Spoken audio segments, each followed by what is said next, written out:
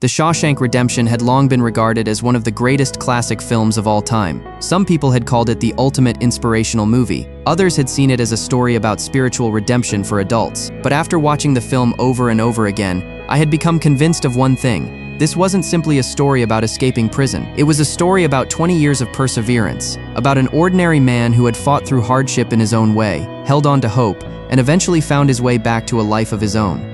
When I had first watched it, I had only seen the freedom and triumph that came after the escape. But after experiencing the ups and downs of life myself, I had looked back at the movie and finally understood the restraint, loneliness, and clarity hidden beneath its quiet storytelling. There had been no dazzling special effects, no forced twists or exaggerated drama. Instead, the film had delivered one simple but powerful truth. Sometimes, the thing that trapped a person wasn't the wall in front of them, it was the gradual loss of hope inside them. So today, I want to take you back into this classic story from a first-person perspective. I want to show you how Andy had spent 20 years holding on to himself in the middle of an endless nightmare, and how step by step he had eventually found his way to freedom. The story had begun with the most sudden turning point of Andy's life. When he was young, Andy had already built a life that many people would have envied. He had been a successful banker, he had lived a comfortable life, had a respectable career, and had a promising future ahead of him. He had been calm, intelligent, and confident about the path he wanted to take. If nothing had gone wrong, he could have continued along that path and lived a stable, peaceful life.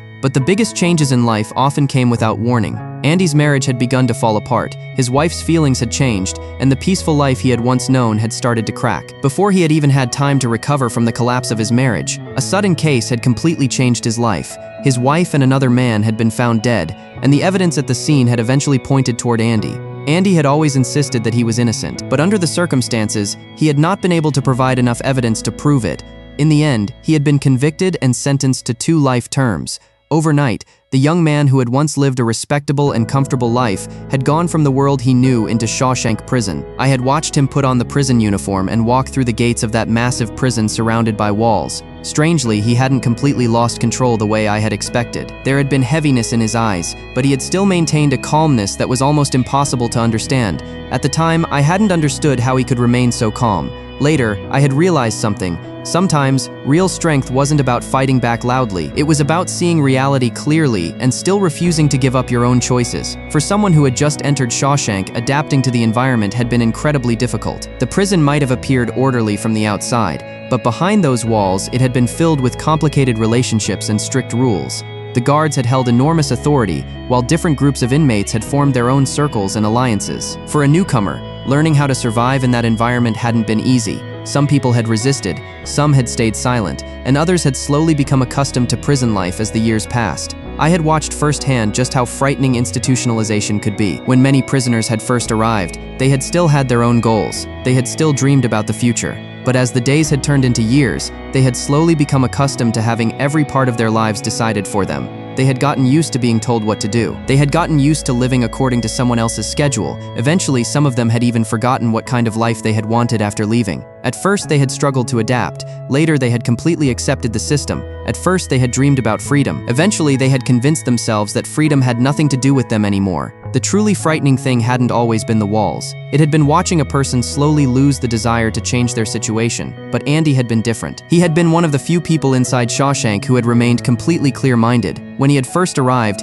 he hadn't been physically strong, and he hadn't liked getting into arguments. He hadn't tried to win the guards over. He hadn't rushed to join any particular group. When people had treated him badly, he had done his best to remain calm. Instead of reacting impulsively, he had started observing. He had studied the rules, he had studied the environment, and most importantly, he had studied the people around him. He had understood that if he wanted to change his situation, the first thing he had to do was keep a clear mind. It was during those difficult days that he had met the man who would eventually influence his life forever, Red. Red had been one of the most well-connected inmates in Shawshank. He knew people, he knew how to get things, and he could usually find whatever someone needed to Red. Andy had initially been nothing more than a quiet banker from the outside world. He had assumed that the strange, reserved man would eventually be changed by prison life just like everyone else. But he had soon realized that he had been wrong. That quiet man had been far more determined than anyone could have imagined. The first thing Andy had asked Red to get for him had seemed almost ridiculous. It had been a small rock hammer. Andy had told Red that he simply wanted it to carve rocks and pass the time. Red hadn't thought much of it. He had eventually gotten it for him. No one could have imagined that this seemingly harmless little tool would later become one of the most important pieces of Andy's plan to change his life. What had truly made me admire Andy had been the day they worked on the prison roof. One day, Andy and several other inmates had been assigned to repair the roof. The sun had been blazing overhead. While everyone had been focused on their work, Andy had overheard one of the guards complaining about a complicated tax problem involving an inheritance. To everyone else, it had just been casual conversation, but Andy had immediately realized something. His professional knowledge might have been able to help,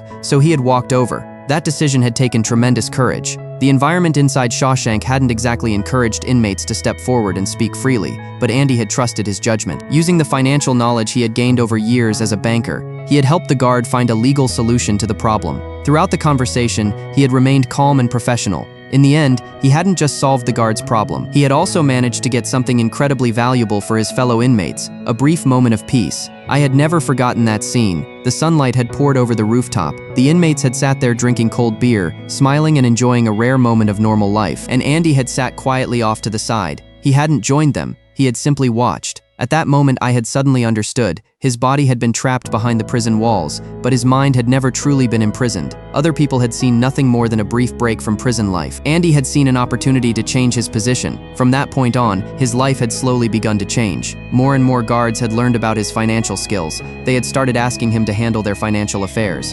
Eventually, even the warden had recognized Andy's value. Andy had gone from being an ordinary inmate to becoming someone very different from everyone else inside Shawshank. He had been given his own workspace. He had gained a more stable routine. From the outside, it had almost looked like he had finally adapted to prison life. Some people even believed he might spend the rest of his life there. But only Andy had known the truth. The real plan had never stopped. During the day, he had done his work carefully. At night, when the prison had grown quiet, he had faced that cold stone wall, and he had kept digging. For 20 years, more than 7,000 nights, a small rock hammer and a poster of a movie star had become the most important tools in his long-term plan. The prison walls had been incredibly thick. For an ordinary person, changing such an environment had seemed almost impossible. But Andy hadn't tried to finish everything at once. He had simply done a little every day, a little at a time, day after day, year after year. What had impressed me most hadn't been the tool in his hand. It had been his ability to remain patient while working towards something that could take decades. Every night, he had found a way to get rid of the pieces of stone and dirt he had removed.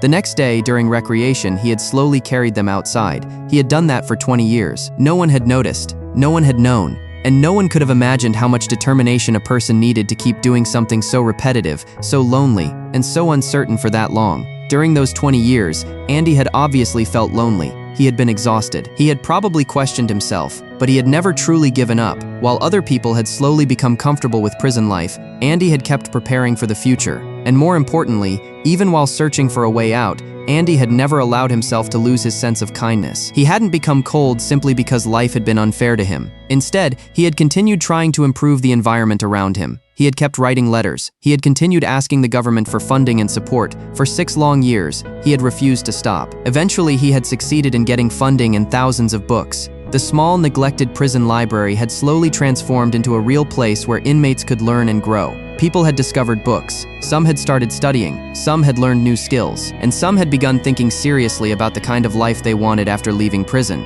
Andy hadn't received any immediate reward for doing all of this, but he had kept going because he had understood something. Freedom wasn't simply about getting your body beyond a wall. It was also about giving your mind the ability to choose again. Then, just as Andy's plan had slowly begun approaching its final stage, the story had taken a dramatic turn. A young inmate had arrived at Shawshank. He had casually mentioned something about an old story he had heard years earlier, and that story had been connected to Andy's case. For the first time, everyone had realized that there might have been another truth behind what had happened. The real person responsible had still been out there. Andy might have been innocent all along. After nearly 20 years of silence, Andy had finally seen a real possibility of hope. He had immediately tried to find a way to reopen his case. He had believed that if the truth could finally be confirmed, he would have a chance to walk free. But things hadn't gone the way he had expected. The warden had known exactly what Andy's freedom could mean. Andy knew too much about the warden's financial affairs. If Andy had been released, some very serious questions might have finally been asked. So instead of helping Andy, the warden had used his authority to keep the truth buried. At the same time, the young inmate who could have provided crucial information had suddenly disappeared from the picture. Once again, Andy's chance at freedom had seemed to vanish. He had also been placed in an even more isolated environment. That period had been one of the most difficult moments of his 20 years inside Shawshank. There had been almost no meaningful communication. almost no connection to the outside world. After 20 years of holding on, it had seemed as if everything had returned to the beginning. Watching him, I could almost feel the helplessness. He had finally believed he was close to the truth. He had finally seen a way out, and then that hope had disappeared again. At that point, many people would have assumed that Andy was finally going to give up, but they had underestimated him once again. During that period, he had finally realized something. If he kept waiting for someone else to change his fate, he would always remain powerless. So he had decided to rely on himself. When he had eventually returned from that isolated period, Andy had appeared completely normal. He had continued working. He had remained calm. He had even made everyone believe that he had finally accepted reality. But in truth, he had been quietly completing the final pieces of his plan. At the same time, he had carefully gathered important records connected to the warden's financial dealings. Once everything had been prepared, the real turning point had finally arrived. It had been a night filled with thunder and pouring rain. The sound of the storm had covered almost everything happening inside the prison. Andy had finally followed the passage he had spent 20 years creating, and he had left the prison that had trapped him for most of his adult life. He had crawled through the long passage, and eventually he had reached the outside world. When he had stood beneath the pouring rain and raised his arms toward the sky, I couldn't help but feel tears in my eyes. 20 years of waiting, 20 years of persistence, 20 years of loneliness, and 20 years of refusing to let hope disappear. In that single moment, it had all finally meant something. The rain had seemed to wash away the weight of his past. For the first time in decades, Andy had truly been free. But Andy's story hadn't ended there. After leaving Shawshank, he had taken the records he had prepared and allowed the hidden problems inside the prison to finally come to light. As the truth had been exposed, the warden's past actions had eventually been investigated. The things that had been hidden for years could no longer remain buried. Andy hadn't chosen to answer the past in the same way. He had simply allowed the facts and the truth to speak for themselves, and that had made his freedom even more complete. After 20 years of perseverance, he hadn't just changed his own life, he had also helped bring long-hidden problems inside Shawshank to an end. And then came the final chapter. Andy had made his way to the ocean, the place he had always dreamed about. There had been no walls, no locked doors, no one telling him when to wake up or when to sleep. There had only been sunlight, ocean air, and a life that finally belonged to him. And Red had also gone through one of the most important transformations of his own life. After leaving Shawshank, he had slowly learned how to live again. He had stopped being afraid of the future. He had stopped believing that Shawshank was the only life he could ever have. Eventually, he had kept the promise he had made to Andy. He had traveled a long way to the coast, and two old friends had finally found each other again. There had been no dramatic speech, no grand celebration, just two men who had survived decades of hardship standing together beneath the sunlight once again. Every time I had finished watching this movie, I had been left thinking about it long afterward, because I had finally understood that the Shawshank Redemption had never really been about escaping prison. Shawshank itself had never simply been a prison. It had been a reflection of life, the pressure of reality, the difficulties we couldn't control, the unexpected changes in our circumstances, other people's opinions, and all the ordinary struggles that repeated themselves day after day. Any of those things could have become a wall inside our minds. The most frightening thing hadn't been facing hardship, it had been becoming comfortable with hardship, getting used to compromise, getting used to giving up, getting used to telling ourselves, maybe this is just how life is. Some people hadn't been defeated by one massive setback. Instead, they had slowly lost their passion and hope over the course of everyday life. But Andy's 20-year journey had taught us something. Real growth hadn't come from waiting for fate to suddenly change. It had come from preparing for the future even when there had been no guarantee that the future would ever arrive. While trapped in hardship, he hadn't stopped thinking. When he had faced injustice, he hadn't allowed himself to lose control. During years of waiting, he hadn't forgotten what kind of life he wanted. While others had gradually accepted the life in front of them, he had continued building toward the life he wanted someday. While others had believed that hope was too far away, he had simply taken one more step, then another, and another. Real hope had never been something someone else handed to you. It had been more like a small light hidden somewhere inside you. Even when you couldn't see the way out, as long as that light remained, there was always a possibility of beginning again. If you had been going through one of the darkest periods of your life, if you had been working hard for a long time without seeing results, if you had kept pushing forward but had started questioning whether your original choice had been worth it, then you should have remembered Andy's story, because life had never remained in the same place forever.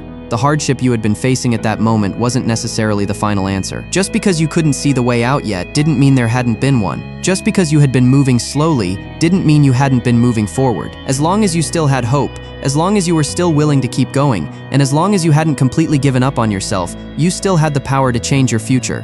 Andy had spent 20 years showing us one thing. True freedom hadn't simply meant walking away from a prison wall. It had meant refusing to let the darkness take away your hope. So you had to survive the darkness. You had to protect that little light inside you. Because some kinds of light could only be truly appreciated after you had made it through a very long night. If you could survive the darkness, you deserved to see your own light.